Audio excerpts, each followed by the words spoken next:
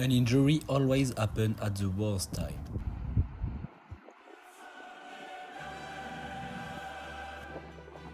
With strap 2, all your injuries will instantly disappear. Now I can show my true power. Strap 2, the strap will reinforce you.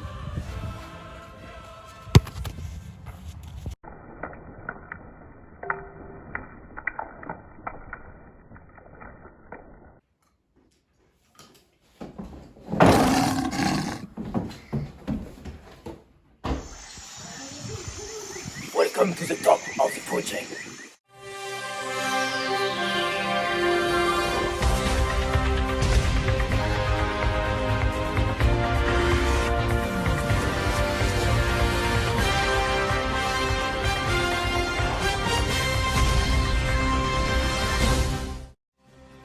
Good evening and welcome to all of you. In the news this Friday, a sports topic, as the Paris Olympic drew nearer, our guest today will be the surfer Georgian Florence, who will once again have the opportunity to represent our country. In a few minutes, he will tell us about his journey and his hopes for the game. We'll then be interviewing a local from Tahiti, where the surfing events will take place. Finally, we'll take a look at some cultural news. The new Miss France was elected last night, which caused a lot of controversy, and we'll find out why. This competition is eagerly awaited in the surfing world, so we are now going to ask the local in Tahiti, who will be hosting the competition, for their opinion. A report from our special correspondent, Guilian Brechet.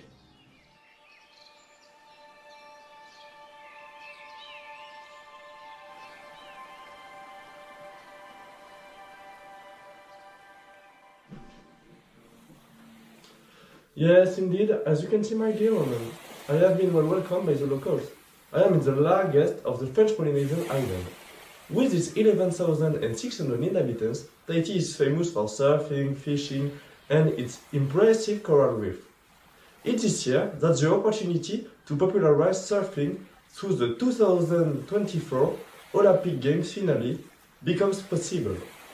However, this idea doesn't have the unanimous support of the local population. Here we are with Enoa Aitonui, a local surfer, but also the president of the Wave Protection League, sharing his point of view. Hello Enoa, what do you think about this famous surf event taking place on this beautiful island? I am very happy that the first edition takes place here in Tahiti. However, I fear that the work will have an impact on fauna and flora, as well on the Taupo wave. Could you explain to me the Taupo wave for our viewers? The wave of Taupo is mythical. It's this wave that will be surfed for the Olympics. It's because of different currents and the coral reef. It's thanks to these different factors that we get a huge and a perfect wave. Enoa, you talked earlier about some of the work. Can you give me more details about the work you're talking about? A high-quality judges tower is required for a competition of this magnitude to take place. The spot already has one, but the Kojo consider it too old to host such a competition. So they decided to build a new metal tower. Drilling holes in the reef is necessary to solidify the new structure to accommodate such a facility. It's these boreholes that could destroy corals and alter currents.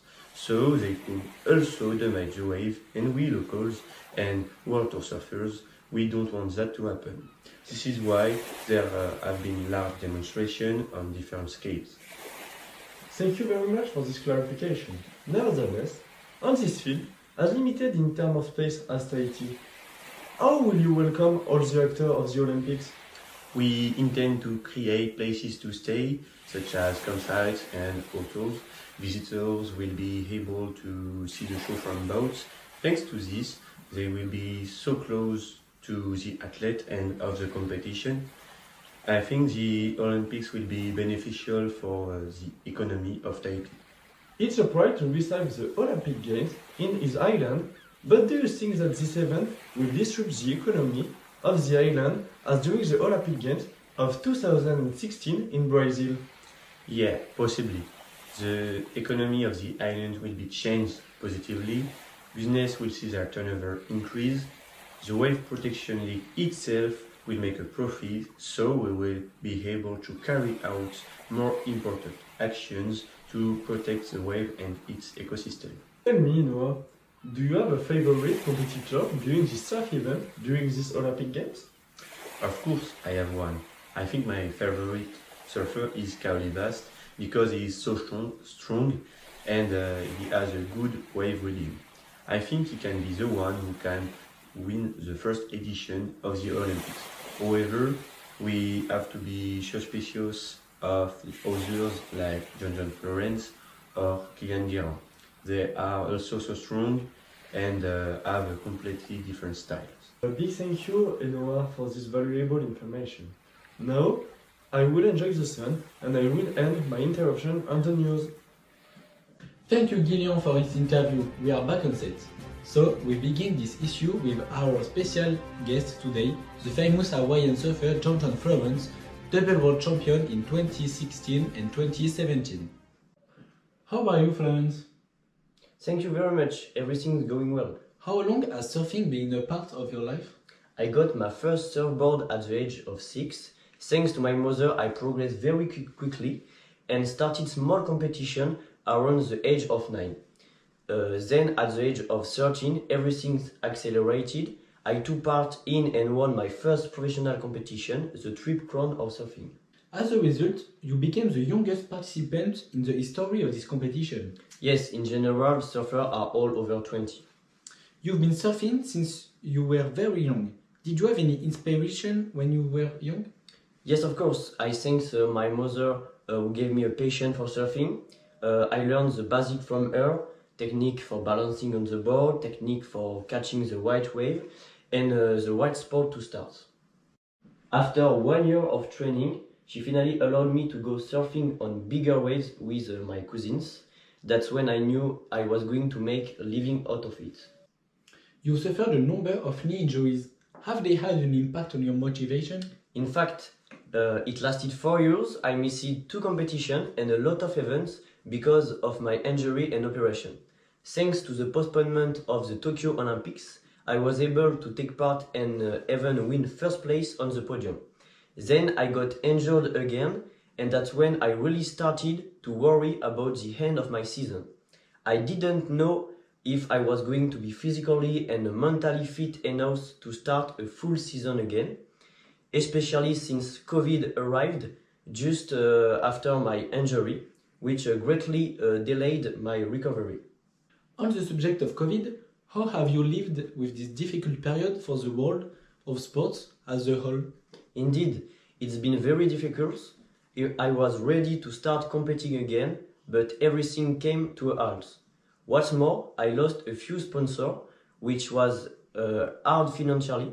However, my wife and children have been very supportive, which has really motivated me. At the moment, have you recovered all your sensations? What is your prognostic for the first edition of surfing at the Olympic Games? Yes, now I don't have any pain or apprehension. I'm determined to win the 2024 Olympics and I hope to take first place. Okay, thank you very much for answering my question. We wish you all the best for the competition. For the second new item, we are going to take a look at the other side of the Atlantic, in France, where the new Miss has been elected, but unfortunately, this has created a lot of controversy. Once again, a report from Guilian Brechet. Good evening, everyone. I am in the company of Gilles, the new Miss France 2024, elected on December 16, 2023. Representing the Nord-Pas-de-Calais at her coronation, this is where she will answer our questions as the new Miss France. Thank you for the invitation. It was actually a big change for me.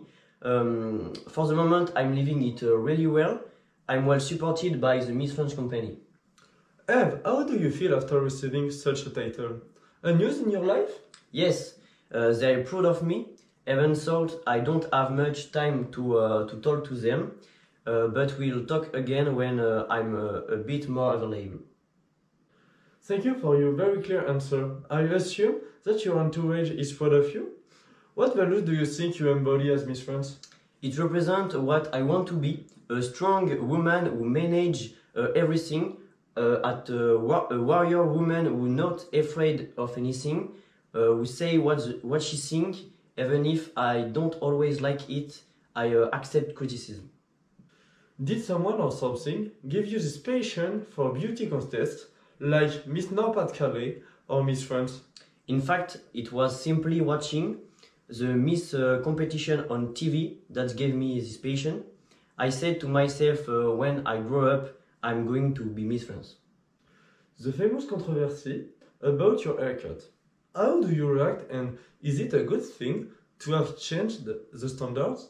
I know there are a lot of controversy about it, but I don't look too closely at the hate message. For the moment, I'm online shown the message of support, but yes, I'm proud to show everyone that you can have short hair and be elected Miss France. Could you tell us the secret of your region? You are the first Miss Not-Pas-de-Calais to have won the Miss France competition. Honestly, there are no secrets. We have a wonderful regional committee who are really involved and who must prepare you better than the other participants. Thank you for your time, Jill. I can see that some people are lucky. I hope you have enjoyed the news. I wish you a good evening and see you tomorrow at 8 p.m. for more information. Now, Basile's weather forecast.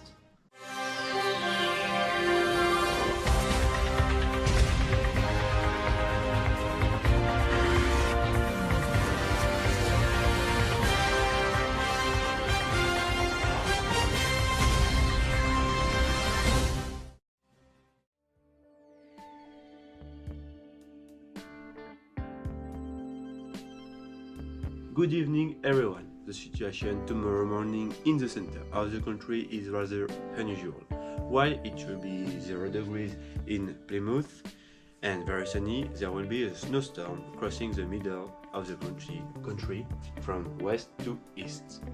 There will be snow totals around 10 to 20 centimeters, which is more than exceptional for this part of the country. However, be careful if you are in London. The sub-zero temperatures could make the ground slippery, especially along the banks of the Thames.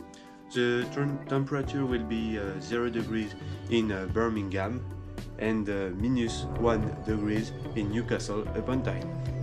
As for the wind, there will be relatively light across the country, ranging from 5 to 30 miles per hour. However, there could be gusts of up to 50 miles per hour in the axis of the storm and near Liverpool, and in the west-east corridor. Tomorrow morning, the sun will rise at 7:57 a.m., 7 minutes earlier than this morning.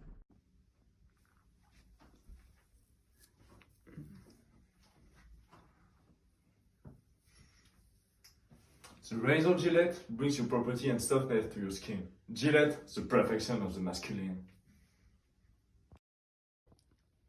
Mighty Chobello, your cheeks are red, you are ill. Hurry up, your temperature.